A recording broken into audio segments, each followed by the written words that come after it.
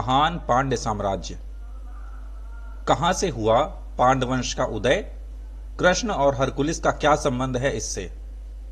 नमस्कार, मेरा नाम है दीपक लोधी और आप देखना शुरू कर चुके हैं जनरल स्टडीज टोटल। तो चलिए आगे बढ़ते हैं। अनुश्रुत के आधार पर यह भी कहा जाता है कि पांड्य शासक कुरुवंशी तथा महाभारत कालीन पांडवों की संतान थे। 4वीं सदी ईसा पूर्व से इसका साहित्यिक उल्लेख प्राप्त होने लगता है। आधुनिक शोध के आधार पर पांड्य राजवंश ने भारत में 560 से लेकर 1300 ईस्वी तक शासन किया। पांडवंश का प्रतीक मछली था। पांड शब्द की उत्पत्ति के विषय में अब चर्चा कर लेते हैं।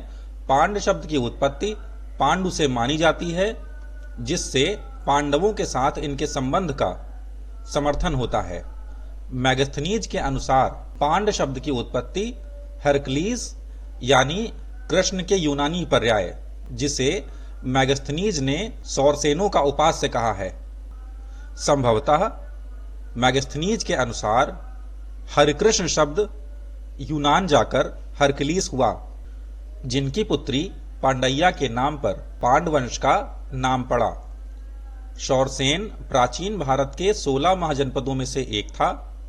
इसकी राजधानी मथुरा थी। अशोक के दूसरे और 13वें अभिलेख में पांड्यों का नाम दक्षिण के पड़ोसी राज्य के रूप में आता है। यूनानी लेखक स्ट्रेवो से पांड नरेश के द्वारा 20 ईसा पूर्व में रोमन सम्राट ऑगस्टस के पास दूत भेजने की सूचना मिलती है। पेरिप्लस ऑफ द एरिथ्रियन सी नाम के ग्रंथ में उनकी राजधानी मदुरा का उल्लेख किया गया है। पांड्य साम्राज्य तमिल प्रदेश के दक्षिण पूर्वी छोर पर बेल्लारी नदी के किनारे स्थित था। पांड्यों की राजधानी का नाम मदुरा उत्तर भारत स्थित मथुरा के अनुकरण पर रखा गया था। यह पांडवों के साथ इनके संबंध की परंपरा की ओर संकेत करता है। तमिल भाषा के संगम साहित्य से सर्वप्रथम कुछ प्राचीन पांड्य राजाओं के नाम उनके उल्लेखनीय कार्यों के सहित ज्ञात होते हैं।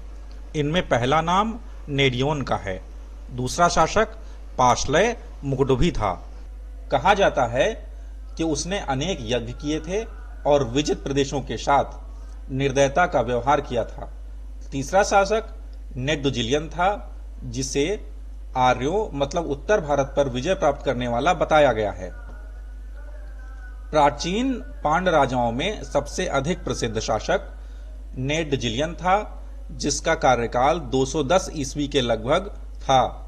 अल्प आयु में ही सिंहासन पर बैठते ही उसने अपने समकालीन शासकों के सम्मिलित आक्रमण को विफल किया। उनको चोल देश में खदेड़कर तेलैया लंगानम नाम के युद्ध में पराजित किया और चेर नरेश को बंदी बनाकर कारागार में डाल दिया। पांड्यों ने 1100 वर्षों तक शासन किया, लेकिन 3 चरणों में। पांड्यों की प्रारंभिक राजधानी कोरकाई थी, जो भारतीय प्रायद्वीप के सबसे दक्षिणी छोर पर स्थित थी। बाद में राजधानी मदुरै में स्थानांतरित हो गई। 16वीं शताब्दी के अंत तक तीसरी राजधानी तेनकासी थी। ये था पांड्य राजवंश के विषय में एक संक्षिप्त परिचय। दोस्तों, अगर आपके लेक्चर पसंद आया हो तो कृपया मेरे चैनल को सब्सक्राइब करें, लाइक करें, कमेंट करें, शेयर करें, ताकि मुझे और मोटिवेशन मिल सके इस तरह की वीडियोस बनाने के लिए। Thank you.